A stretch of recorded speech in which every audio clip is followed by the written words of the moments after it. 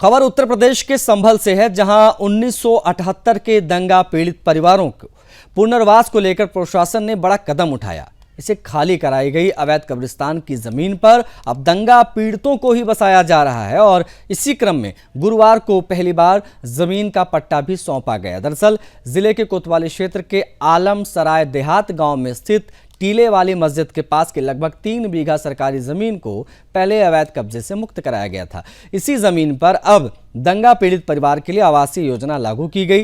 वास्तव में 1978 में संभल में हुए सांप्रदायिक दंगे में कई परिवार प्रभावित हुए थे। इसी दंगे में मारे गए राम शरण रस्तोगी के परिवार को पुनर्वास योजना के तहत पहला पट्टा दिया गया। उनके बेटे और बहू को 100 गज जमीन का आवंटन पत्र सौंपा गया। इस अवसर पर प्रदेश के प्रभारी मंत्री JPS राठौर मौके पर पहुंचे। उन्होंने राम शरण रस्तोगी के परिवार के साथ भूमि पूजन किया। साथ ही मकान निर्माण की शुरुआत करते हुए नींव की पहली ईंट भी रखी गई। कार्यक्रम में मुरादाबाद मुख्य प्रशासनिक अधिकारी भी मौजूद रहे। इस दौरान अधिकारियों ने पुनर्वास प्रक्रिया की समीक्षा भी की। जानकारी के अनुसार ये जमीन लगभग 9 महीने पहले प्रशासन द्वारा खाली कराई गई थी। 12 अगस्त 2025 को बुलडोजर कार्रवाई के तहत इस अवैध कब्जे को हटाया गया था और बाद में इसे सरकारी भूमि घोषित किया गया था। 7 अप्रैल को मुख्यमंत्री योगी आदित्यनाथ ने एक जनसभा में दंगा पीड़ितों के पुनर्वास और उनकी जमीन वापसी को लेकर बयान दिया था, जिसके बाद प्रशासनिक स्तर पर एक कार्रवाई तेज की गई। प्रशासन का कहना है कि इस योजना का उद्देश्य दंगा प्रभावित परिवारों को फिर से स्थायी आवास उपलब्ध कराना है और उन्हें मुख्य धारा में जोड़ना है।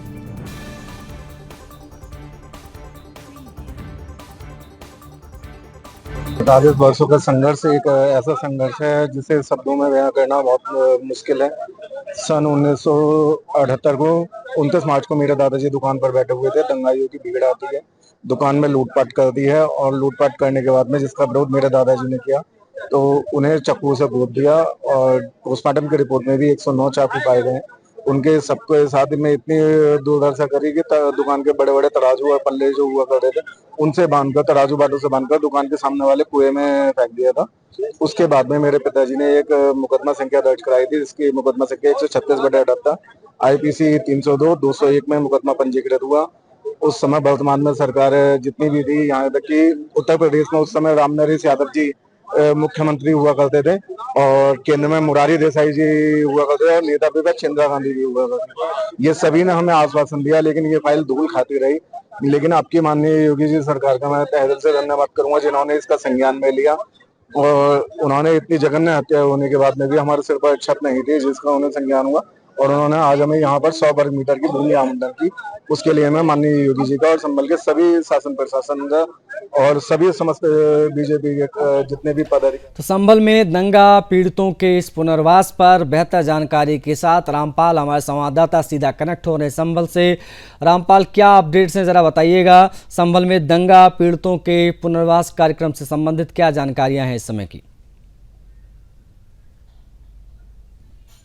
मैं आपको बता दूं, देखिए संभल के जो 1978 के जो पीड़ित हैं वो पलायन करके यहाँ से संभल में 1978 के बाद में यहाँ से चले गए थे। जहाँ पर जिहादियों ने परेशान किया था, दंगा जिस तरीके से हुआ तो वो खौफनाक दंगा था। 100 से अधिक लोगों की यहाँ पर जो है मौत हुई थी। उसके बाद में लोग पलायन करके यहाँ से चले गए थे। आज देखिए उत्तर प्रदेश सरकार की लोग सराहना कर रहे हैं, प्रशंसा कर रहे हैं कि आज जो लोग हैं पुनर्वास वो वहाँ उनको आवास दिए गए हैं और आवास उनमें आज उनकी नींव रखी है। प्रदेश के जो प्रभारी मंत्री हैं वो यहाँ पर जो है संभल के जो प्रभारी मंत्री है आज तो पहली बार संभल दौरे पर पहुंचे हैं और उन्होंने उस मकान की नींव रखी है। 100 गज का उन्हें प्लॉट दिया गया है और सभी ये भी कहा गया है प्रशासन द्वारा कि जो 1978 के जो दंगे जो पलायन करके गए यहाँ से संभल से गए हुए लोग हैं, जो दंगा पीड़ित है, उनको एक एक करके सभी को चिन्हित किया जाएगा और उनके लिए पुनर्वास दिलाया जाएगा। तो ये कहीं ना कहीं उत्तर प्रदेश सरकार की कहे, उनकी आदित्यनाथ की कहे, ये लोग सराहना करते हुए देखे जा रहे हैं और ये उत्तर प्रदेश सरकार की बहुत बड़ी पहल मानी जा रही है कि जो 1978 के दंगे थे उनको आज तक न्याय नहीं मिला था, आज उन्हें न्याय मिलता दिख रहा है। आज उन्हें पुनः उन्हीं जगह पर बसाया जा रहा है और उन जिहादियों से वो जगह खाली कराई थी जो सरकारी जमीन पर अतिक्रमण करके रह रहे थे। वो पीछे जिन्हों लगभग 3 बीघा जमीन थी, 3 बीघा जमीन को खाली करा करके पीड़ित लोग थे उनको आवास देने का काम किया है। ठीक जी, है रामपाल, बहुत आभार आपका इन तमाम जानकारियों को दर्शकों तक पहुंचाने के लिए। तो 3 बीघा जमीन पर ये आवासीय योजना लागू की गई है।